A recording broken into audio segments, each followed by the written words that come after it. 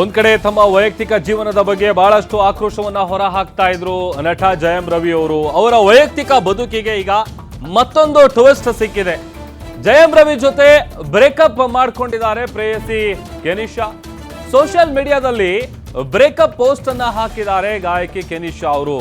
ಟೀಕೆ ಟ್ರೋಲ್ಗಳಿಂದ ಬೇಸತ್ತು ದೂರ ಆಗ್ತಿರೋದಾಗಿ ಪೋಸ್ಟ್ ಮಾಡಿದ್ದಾರೆ. ಜಯಂ ರವಿ ಕಷ್ಟದಲ್ಲಿದ್ದ ವೇಳೆ ತಾನು ಅವರ ಬೆಂಬಲಕ್ಕೆ ನಿಂತಿದ್ದೆ, ಇಲ್ಲಿ ನಿಜವಾದ ಸ್ನೇಹ ಮತ್ತು ನಿಷ್ಠೆಗೆ ಜಾಗವೇ ಇಲ್ಲ ಅಂತ ಪೋಸ್ಟ್ ಮಾಡಿದ್ದಾರೆ ಕೆನಿಷಾ ಅವರು. ಜಯಂ ರವಿ ಪತ್ನಿ ಆರತಿಗೂ ಕೂಡ ಪರೋಕ್ಷವಾಗಿ ಟಾಂಗ್ ನೀಡಿದ್ದಾರೆ.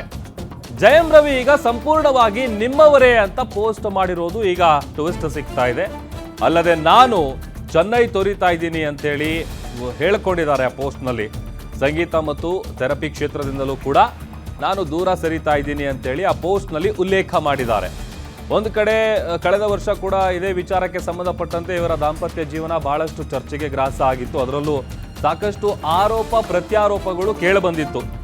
ಬಟ್ ಈಗ ಒಂದು ಹೆಜ್ಜೆ ಮುಂದೆ ಹೋಗಿ ಸಾಕಷ್ಟು ಆರೋಪಗಳನ್ನು ಒಂದು ಕಡೆ ಜಯಂ ರವಿ ಅವರು ಮಾಡಿದ್ದಾರೆ, ಮತ್ತೊಂದು ಕಡೆ ಅವರು ಮಾಡಿರುವಂಥ ಟ್ವೀಟ್ ಏನಿದೆ ಪೋಸ್ಟ್ ಏನಿದೆ, ಪ್ರೇಯಸಿ ಕೆನಿಷಾ ಅವರು ಮಾಡಿರುವಂಥ ಪೋಸ್ಟ್ ಕೂಡ ಗಮನಿಸ್ತಾ ಇದ್ದೀವಿ. ಆ ಪೋಸ್ಟ್ನಲ್ಲಿ ಎಲ್ಲ ವಿಚಾರಗಳನ್ನು ಅವರು ಉಲ್ಲೇಖ ಮಾಡಿದ್ದಾರೆ. The so-called person in therapy, and I started being a friend, and a friend can be of any gamut and galor in the world. Who are you to tell me how I should do my friendship with anybody? If you have a problem, don't come to my stories, don't come to my account, stay away, do your gossip, be unhappy because you are so unhappy in your life. You are pulling everybody down, including me. And so I'd like to clarify, I have no court order yet, and media publications, whatever you guys are doing, I mean, sometimes there's more important things that you can tend to, but well, now this bot comments and everything that has happened has triggered whatever here. In lieu to that, I'd also like to say, people who are trying to get at me, you see, I'm one of the most strongest people you can ever meet. I have seen so much sadness and so much darkness in my life that you cannot come up to me and say, I'm going to cause you pain. I have lived through too many of it. And so I don't need to be excising this with every Tom, Dick and Harry in my life, to be very, very honest. With these implants of comments and yada, yada, yada, these influencers, mockery influencers, like, why do you not have a real talent? You have a beautiful face, you have a great body, you have... ಮತ್ತಷ್ಟು details ಕೊಡ್ತಾರೆ ನಮ್ಮ film reporter ಕೀರ್ತಿ ಪಾಟೀಲ್ ದೂರವಾಣಿ ಸಂಪರ್ಕದಲ್ಲಿ join ಆಗಿದ್ದಾರೆ. ಕೀರ್ತಿ, ಜಯಂ ರವಿ ಅವರು ಮಾತನಾಡ್ತಾರೋ ನೋಡ್ತಾ ಇದ್ರೆ ಬಹುಶಃ ಮೆಂಟಲಿ ಭಾಳ ಡಿಸ್ಟರ್ಬ್ ಆಗಿದ್ದಾರೆ ಅಂತ ಕಾಣಿಸುತ್ತೆ. ಜೊತೆಗಿತ್ತ ಅವರ ಪ್ರೇಯಸಿ ಮಾಡಿರುವಂಥ ಪೋಸ್ಟು, ಈ ಎರಡೂ ವಿಚಾರವನ್ನು ಹೇಳ್ತಾ ಹೋಗೋದಾದ್ರೆ ಕೀರ್ತಿ.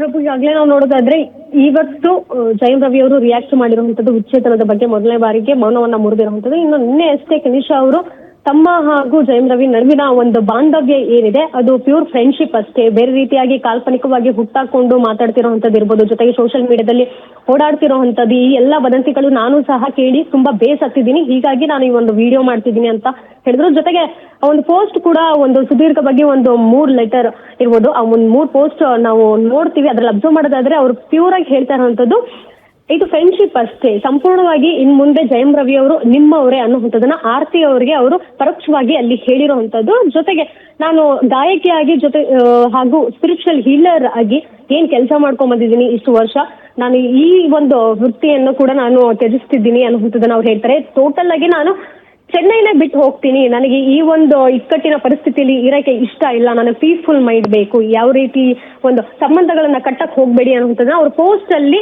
ಹೇಳ್ಕೊಂಡಿರುವಂತದ್ದು. ಈ ಮುಖಾಂತರ ಅವ್ರು ಏನು ಒಂದು ಫ್ರೆಂಡ್ಶಿಪ್ ಇದೆ ಆ ಒಂದು ಫ್ರೆಂಡ್ಶಿಪ್ಗೆ ಅಲ್ಲಿ ಕಟ್ ಆಫ್ ಮಾಡಿರುವಂತದ್ದು. ಜೊತೆಗೆ ಈ ಕಡೆ ಜಯಂ ರವಿ ಅವರು ಇವತ್ತು ಒಂದು ಸುದ್ದಿಗೋಷ್ಠಿಯಲ್ಲಿ ತಮ್ಮ ವಿಚ್ಛೇದನದ ಕುರಿತು ಮಾತನಾಡಿರುವಂತದ್ದು. ಅಂದ್ರೆ ಈ ಹಿಂದೆ ಕೂಡ 2024ರಲ್ಲೂ ತಮ್ಮ ವಿಚ್ಛೇದನದ ಬಗ್ಗೆ ಕೋರ್ಟಲ್ಲಿ ಅರ್ಜಿಯನ್ನ ಸಲ್ಲಿಸಿರುವಂತದ್ದು. ಆದ್ರೆ ಆರತಿ ಅವರು ಕೊಟ್ಟಿರುವಂತಹ ಆರೋಪಗಳಿರ್ಬೋದು, ಮಾಡ್ತಿರುವಂತಹ ಆರೋಪ ಎಲ್ಲವನ್ನೂ ಸಹ ಖಂಡಿಸಿ ಜಯಂ ರವಿ ಅವರು ನನ್ನ ಪತಿಯಾಗಿ ಅವರು ಏನ್ ವಿಚ್ಛೇದನವನ್ನು ಕೋರ್ತಿದ್ದಾರೆ ನನಗೆ ಗೊತ್ತಿಲ್ಲ ಈ ವಿಚಾರ ಅನ್ನುವಂಥದ್ದನ್ನ ಹೇಳ್ತಿದ್ದಾರೆ.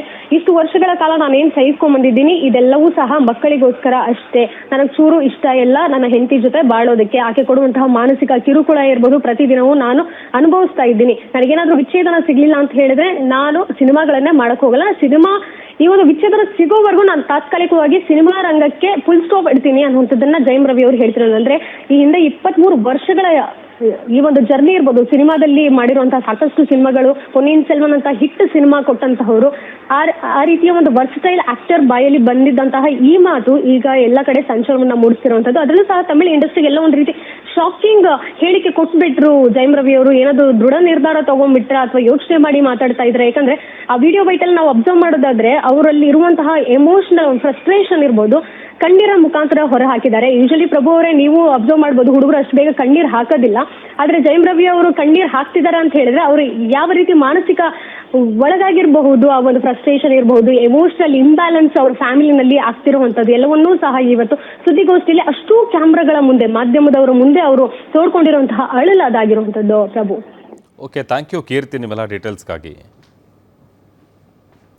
ನೋಡಿ, ಒಂದು ಕಡೆ ಸಹಜವಾಗಿ ಆ ಪ್ರೆಸ್ ಮೀಟ್ ಮಾಡುವಂಥ ಸಂದರ್ಭದಲ್ಲಿ ಮೆಂಟಲಿ ಎಷ್ಟು ಡಿಸ್ಟರ್ಬ್ ಆಗಿದ್ದಾರೆ ಅನ್ನುವಂಥದ್ದು ಅವರ ಎಕ್ಸ್ಪ್ರೆಷನ್ಗಳಲ್ಲಿ ನೀಟಾಗಿ ಗೊತ್ತಾಗ್ತಾ ಇದೆ. ಬಿಕಾಸ್ ಒಂದು ಯಾವುದೇ ರೀತಿಯಾದಂಥ ನಾನು ಸಿನಿಮಾ ಮಾಡೋದಿಲ್ಲ ಅನ್ನುವಂಥ ಲೆವೆಲಿಗೆ ಅವ್ರು ಬಂದಿದ್ದಾರೆ ಅಂತಂದರೆ ಎಷ್ಟರ ಮಟ್ಟಿಗೆ ಟಾರ್ಚರ್ ಅನುಭವಿಸ್ತಾ ಇದ್ದಾರೆ ಅನ್ನುವಂಥದ್ದು ಮೇಲ್ನೋಟಕ್ಕೆ ಗೊತ್ತಾಗ್ತಾ ಇದೆ.